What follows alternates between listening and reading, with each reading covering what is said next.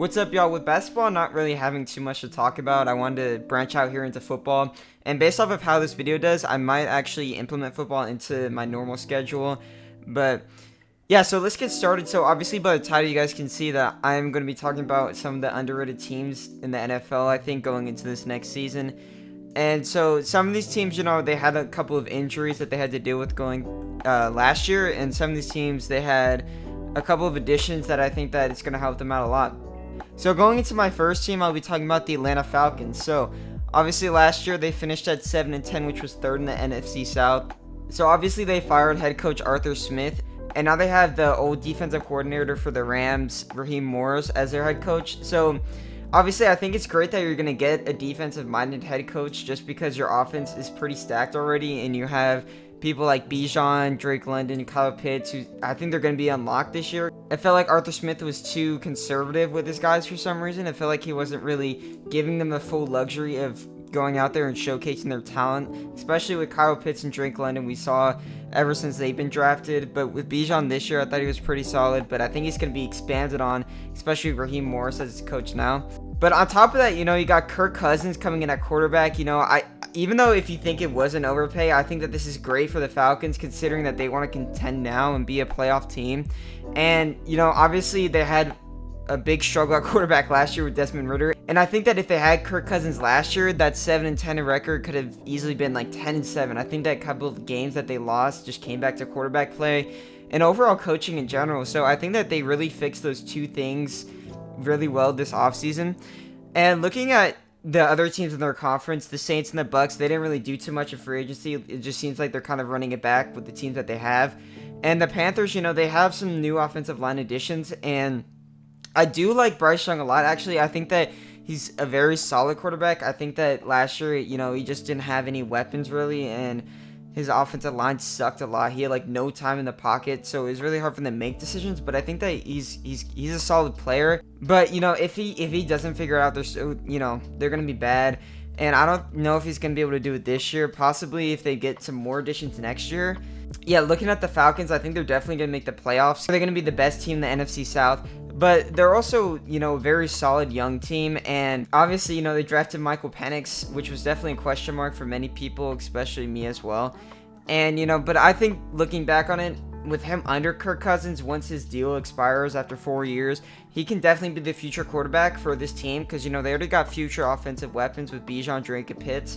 But, if they just have that future quarterback in Penix, I think that he can be really well. And he might have that, Jordan Love factor almost, where we saw with Aaron Rodgers mentoring him. And we see how good Jordan Love has been last year. All right, so going on to my second team, I actually have the New York Jets. So, obviously, Aaron Rodgers went down last year in week 1 on, the third play of the game, I think.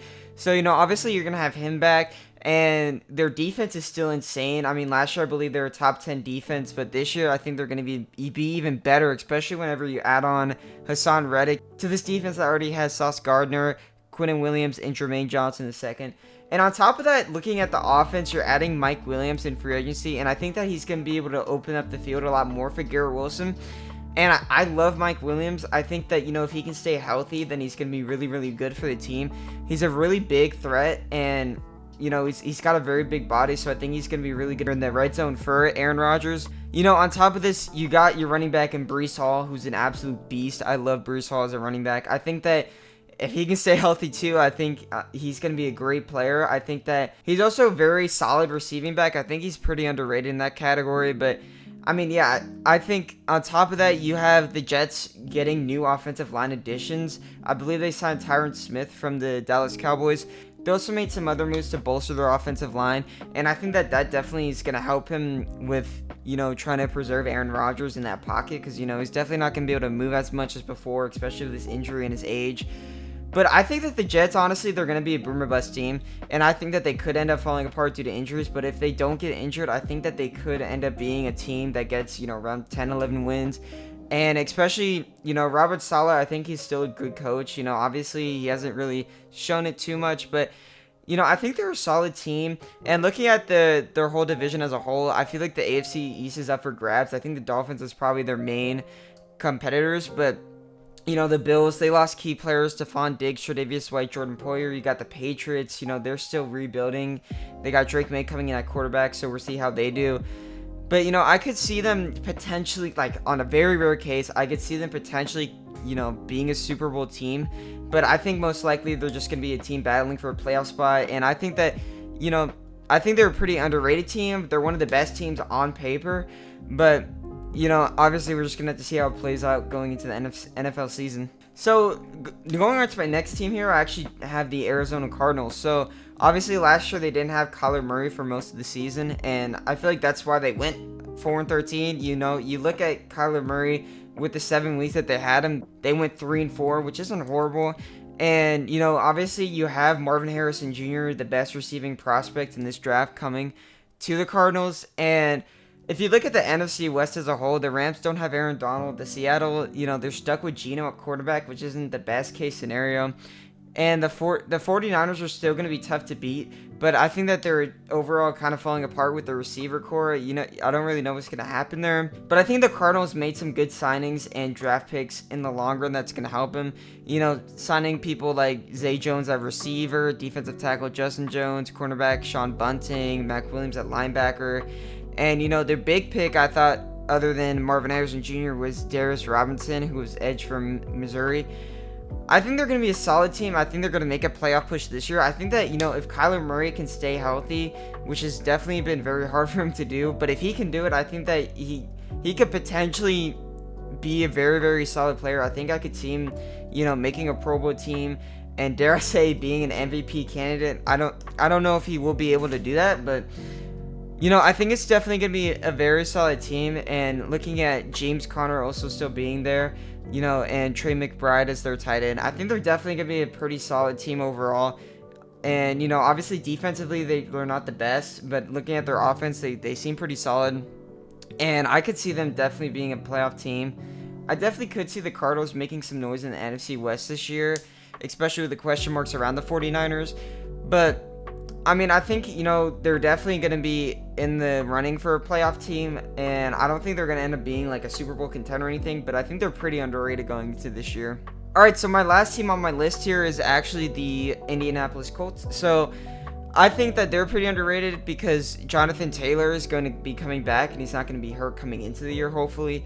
And, you know, obviously, Jonathan Taylor is my favorite running back, so this may be a little biased, but also looking at Anthony Richardson, he's going to be back, and hopefully he won't be as injury-riddled. So, obviously, Anthony Richardson, the games he did play, he looked like a stud, in my opinion. He did have a couple of interceptions that were a little questionable, but I think that you know, that's just him being a rookie and trying to develop.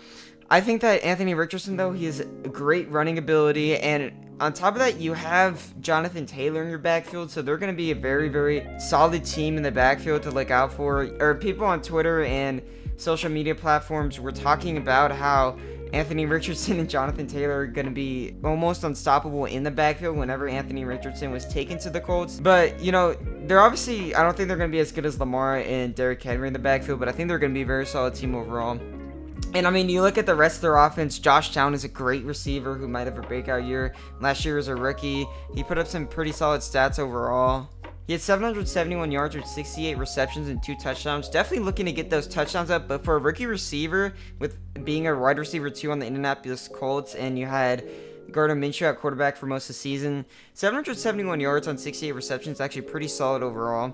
And on top of that, you have your wide receiver 1 in Pittman, who had, I believe, over 1,100 yards last year. He's definitely a PPR beast. You know, I mean, if you had him in fantasy, he was really, really good. He was like averaging like 15 points in fantasy.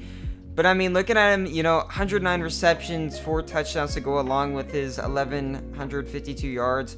Definitely a really, really solid play overall. Is he going to be a wide receiver 1 on a Super Bowl winning team? I don't think so, but I think that he's definitely a really, really solid player for this team. And especially locking him up for 3 years, $70 million. I feel like that's a really, really good deal for Pittman.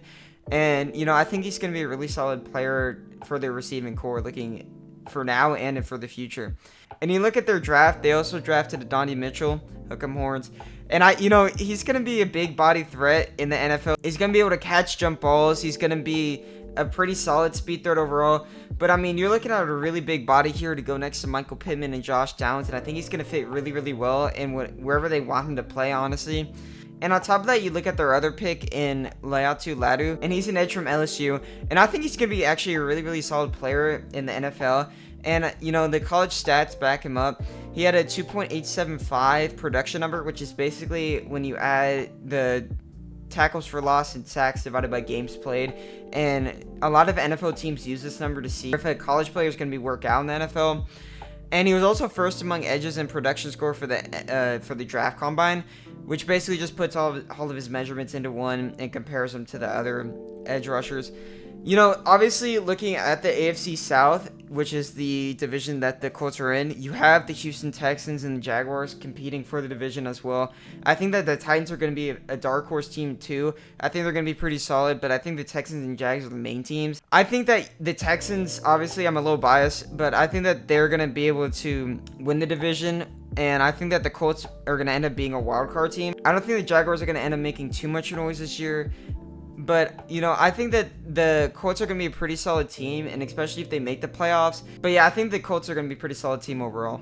Alright guys, so that's it for my first NFL video. Let me know if you guys liked it. I'll definitely keep them coming if you guys did. And yeah, make sure you guys like, subscribe. I'll see you guys in the next video. Make sure you guys check out my links down below as well. It has my blog, my Twitters, and my TikToks. And so yeah, I'll see you guys in the next video.